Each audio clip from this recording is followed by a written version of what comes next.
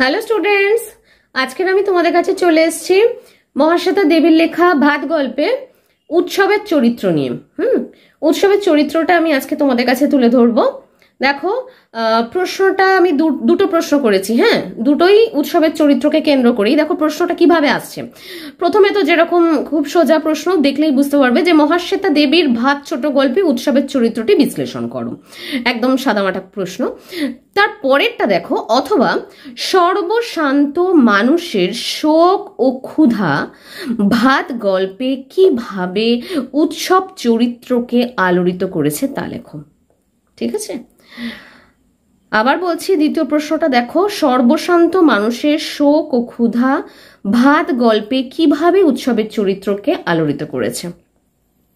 চলো তাহলে উৎসবের চরিত্রটা আমরা আজকে দেখি কি লিখবো। আমি খুব সহজভাবে তোমাদের কাছে তুলে ধরার চেষ্টা করছি। আমার মনে হয় তোমরা বুঝতে পারবে এবং একটু অন্যরকম, যাতে সবার থেকে একটু আলাদা হয় তোমাদের নোটসটা, তোমাদের লেখাটা, এবং তোমরা যাতে খুব সহজে তুলে ধরতে পারো। আমি ঠিক সেইভাবেই খুব সহজবোধ্য করে লিখেছি এবং সহজবোধ্যভাবে তোমাদের কাছে তুলে ধরছি। ঠিক আছে, চলো দেখো। প্রথমে বলবো যে মহাশ্বেতা দেবীর লেখা ভাত গল্পের প্রধান চরিত্র উৎসব। তার আসল নাম উৎসব নাইয়া।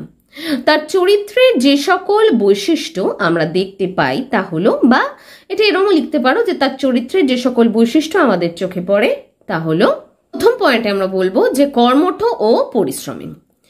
মাতলা নদীর তীরবর্তী অঞ্চলে বসবাসকারী উৎসব কর্মঠ প্রকৃতির।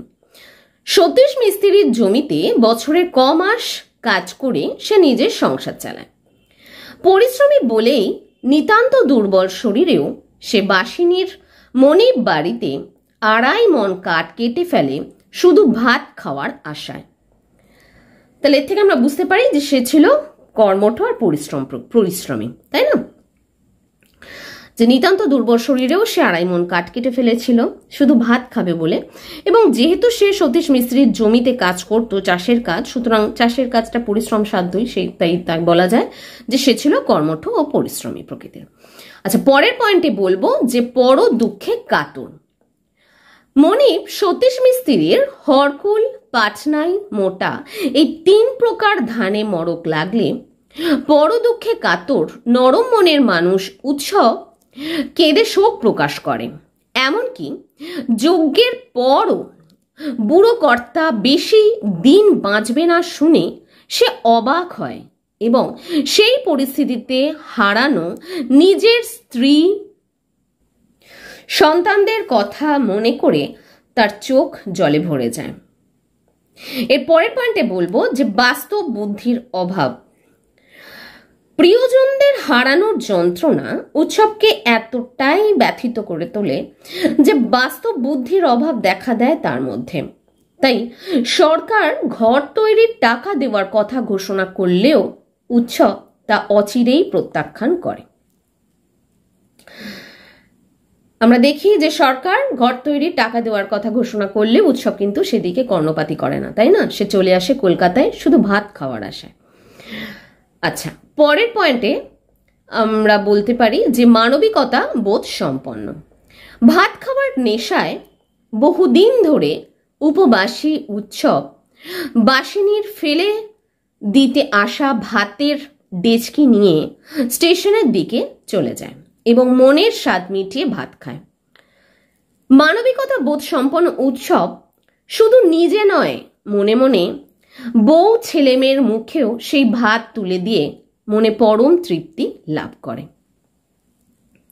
তাই এর থেকে আমরা বলতে পারি যে সে ছিল মানবিকতা বোধ সম্পন্ন। পরের পয়েন্টে লিখব বিড়ম্বিত। ভাগ্যের পরিহাসে বারবারই উৎসবকে বিড়ম্বিত অর্থাৎ বঞ্চিত হতে হয়। মাতলা নদীর বন্যা তার সংসার, ভিটে মাটি সব কিছু কেড়ে নেয়। সর্বশান্ত উৎসব সব কিছু ফিরে পাওয়ার আশায় শূন্য ভিটেতে অনেক দিন পড়ে থাকার কারণে লঙ্গরখানা খিচুড়ি খাওয়া থেকে বঞ্চিত হয়। যেহেতু সে অনেক দিন সেই সবকিছু ফিরে পাবে এই আশায় শূন্য ভিটেতে পড়েছিল, তখন লঙ্গরখানা থেকে খিচুড়ি খাওয়া হচ্ছিল, কিন্তু সেটাও সে পায় না। তাই কি লিখেছে দেখো, লঙ্গরখানার খিচুড়ি খাওয়া থেকে সে বঞ্চিত হয়। মনিব সতীশ বাবুর কাছে ভাত চেয়েও সে নিরাশ হয়। এমনকি কাজের বিনিময়ে ভাত খাওয়ার শর্তে 2.5 মণ কাজ কাটার পরও অভুক্ত উৎসব এক মুঠো ভাত খেতে পায় না। শেষে চুরি করে ভাত খাওয়ার অপরাধে উৎসবকে চোর অপবাদ নিয়ে থানায় যেতে হয়। লাস্ট প্যারায় বলবো যে সর্বশান্ত মানুষের শোক, ক্ষুধা ভাত গল্পে উৎসব চরিত্রকে এভাবেই আলোড়িত করেছে। তাই কঠিন জীবন সংগ্রামের মধ্য দিয়ে উৎসব সর্বহারা মানুষদের প্রতিনিধি হয়ে উঠেছে। এটাই গেল আজকের উৎসব চরিত্রের আলোচনা। যদি উৎসবের চরিত্র লিখতে বলে, বা দ্বিতীয় যে প্রশ্নটা তোমাদের দিয়েছিল যে সর্বশান্ত মানুষের শোক, ক্ষুধা ভাত গল্পে কিভাবে উৎসব চরিত্রকে আলোড়িত করেছে তা লেখো। এই প্রশ্নের উত্তর আমি তোমাদের কাছে এইভাবেই তুলে ধরলাম। আমার মনে হয় খুব সহজভাবে তুলে ধরেছি। কয়েকবার পড়লেই তোমাদের মুখস্থ হয়ে যাবে, এবং প্রত্যেকটা পয়েন্ট খুব সুন্দরভাবে তুলে ধরা হয়েছে। তোমরা পুরো নম্বর পাবে, কিন্তু একটু মন দিয়ে পড়ো সবাই, ঠিক আছে?